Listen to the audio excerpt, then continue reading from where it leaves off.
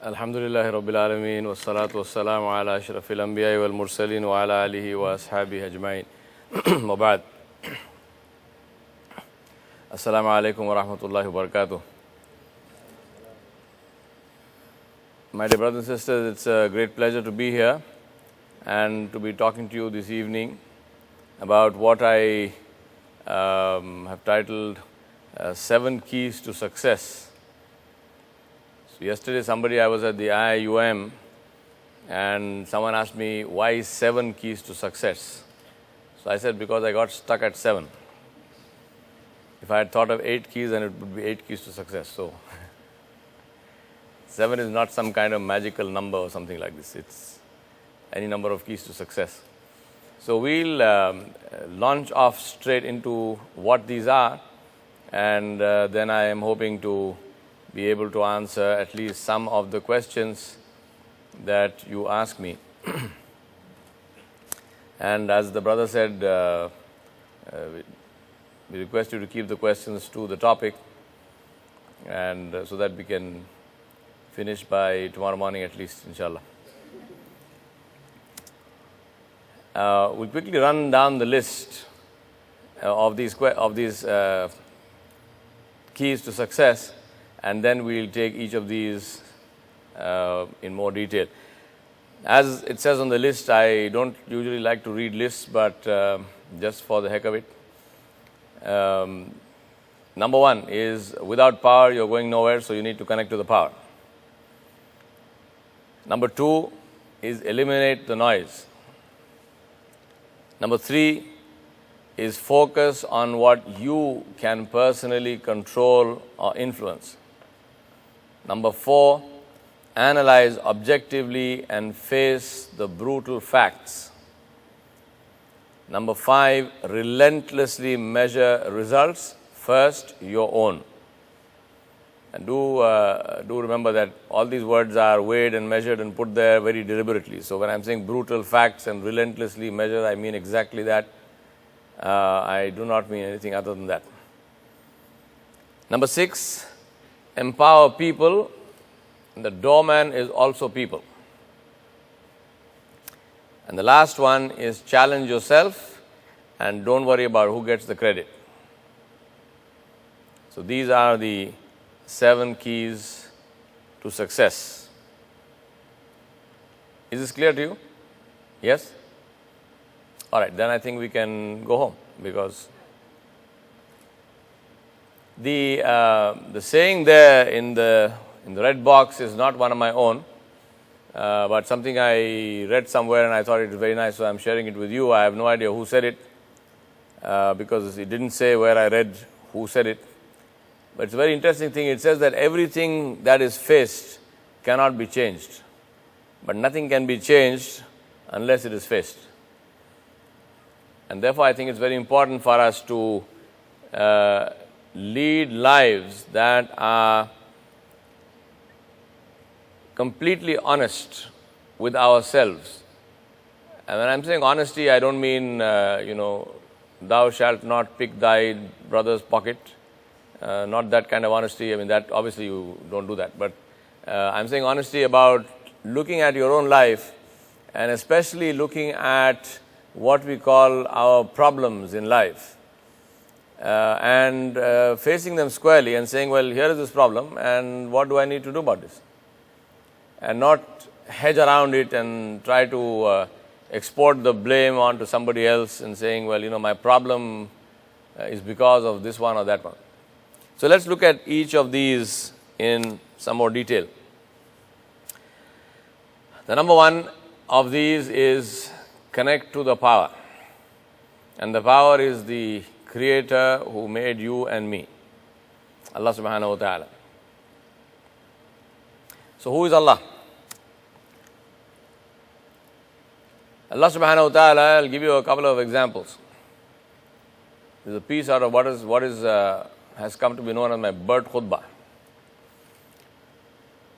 Allah subhanahu wa ta'ala is the one who made a bird which is about that big, which is called the bar-tailed godwit. Now this is, obviously this bird was named by an Englishman, because no one in the world can name things bar-tailed godwits except Englishmen. So, and obviously it's a good thing that birds don't understand English, because I think that bird would be very seriously offended to be called a bar-tailed godwit. I mean, how many of you would like to be called a bar-tailed godwit, for God's sake? I mean, you know. So anyway, this bird is called a bar-tailed godwit. It's about that big, the size of a snipe. In the good old days of snipe hunting, when I was a child, when you told people the size of a snipe, they knew what you were talking about. Today, I don't know how many of my young friends here know what is a snipe. These are among the many things that your generation does not know, apart from kerosene stoves which smoked and so forth. So anyway, now the bar-tailed godwit. Now, why am I talking to you about bar-tailed godwits? Because it's an amazing bird. The bar-tailed godwit migrates, it takes off in Alaska and flies all the way down to New Zealand. Now, picture the globe. It takes off here and goes right down like that. 11,000 kilometers. It flies in 9 days and nights, continuously, without food, without water, without sleep. And the bar-tailed godwit is that big, and the reason I said it's that big is because it's not an albatross with a 12-foot wingspan, it's not coasting on thermals, it's flapping its wings. What does it mean? I want you to think about this. What is the meaning of saying it flies 11,000 kilometers in 9 days and nights? What does it mean? It means the sun rises, the sun sets, the sun rises, the sun sets, the sun rises, the sun sets, the bird is flying. It means there is a snowstorm and the bird is flying. It means there is a rainstorm and the bird is flying. It takes off and it goes. No food, no water, no sleep. 9 days, 9 nights. Who is Allah? Allah is the one who created this bird. The question I want you to ask yourself is, why? Why create a bird? Make this bird live in Alaska and then decree that in the winter it must fly 11,000 miles down to New Zealand. If it was a matter of getting out of the cold, you don't need to travel 11,000 miles to get out of the cold.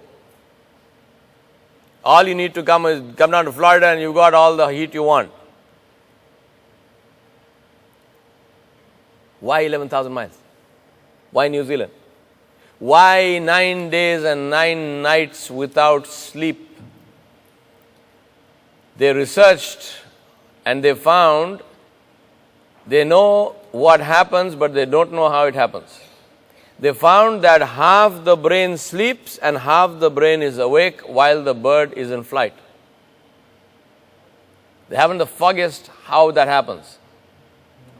But they've come to the point now, they've discovered that yes, this happens. Half the brain sleeps and half the brain is awake. Ask yourself why. What is the need to create such a creature and then do this for this creature? Second one, another bird. And this one is called the bar-headed goose. There's something about Englishmen and bars. This is called the bar-headed goose. Now, what about the bar-headed goose? What about the bar-headed goose is that if you are flying from Malaysia to Australia, for example, and when your plane is cruising at an elevation of 32,000 or 33,000 feet, which is where the transcontinental jetliners cruise, and you look out of your window and you see a goose, you are not drunk, you are not dreaming, you have actually seen a goose. I hope that does not happen to you, because you don't want to be seeing a goose out of your plane window at 33,000 feet, because that's not good news. If it gets sucked into your engine, then you become history. The bar-headed goose is the highest flying creature on earth. They take off and they go to 33,000 feet for exactly the same reason why jetliners fly at that speed, because they want to hit the jet stream current, which is a current of air that travels at a speed of 1,000 miles a day. And why do they want to hit that current? Because it takes you places. You can fly long distances without much effort if you are in that current of air. Except that there is a problem with being up there. You know what that problem is? The problem is the temperature there is minus 59 degrees Celsius. Now take the same bar-headed goose and perform the halal, say Bismillah Allahu Akbar, and stick it in your fridge, in the freezer at minus 4, and it freezes. And the same bar-headed goose at 33,000 feet is flying alive and well at a temperature of minus 59 degrees Celsius. Ask, what? What did you ask? Hello? Why? Why? What is the need for the creator of the universe to create this bird and decree that it must fly and migrate once again from the Arctic Circle down to India, down to Africa,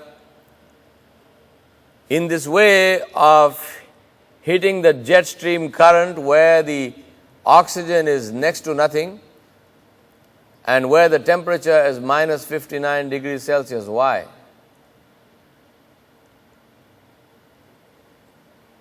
Another amazing thing they discovered about the bar-headed goose is that its metabolism is best at low oxygen levels.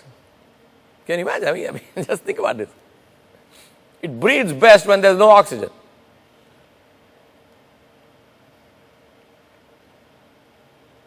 If you're still not impressed with your creator and my creator, let me tell you one more story. And this is about a very small bird. This bird is called the ruby-throated hummingbird. And I've actually seen these birds. I've seen all of these, but I've seen these ruby-throated hummingbirds in their natural environment, because in a previous incarnation I used to live in South America and Guyana, and I've seen them in the Amazonian rainforest. The first time I saw one of them, I thought it was a moth, because it was so small and it was beating its wings so rapidly. It has a wing beat of 1,000 RPM. 1,000 revolutions per minute. So it goes buzz. It's the only bird which can fly backwards. It has a long beak, and it inserts it in the flower to suck the nectar and flies backwards. It's like a helicopter. It goes this way, anyway. How big is this bird? The biggest, the Arnold Schwarzenegger of the ruby-throated hummingbird, weighs 4 grams. That is 1 gram less than 1 teaspoon. 1 teaspoon is 5 grams. Now, why am I telling you this story? I'm telling you this story because, once again, the ruby-throated hummingbird lives in South America, in the Amazonian rainforest, which begin around Chile and further south. And this one migrates north to North America.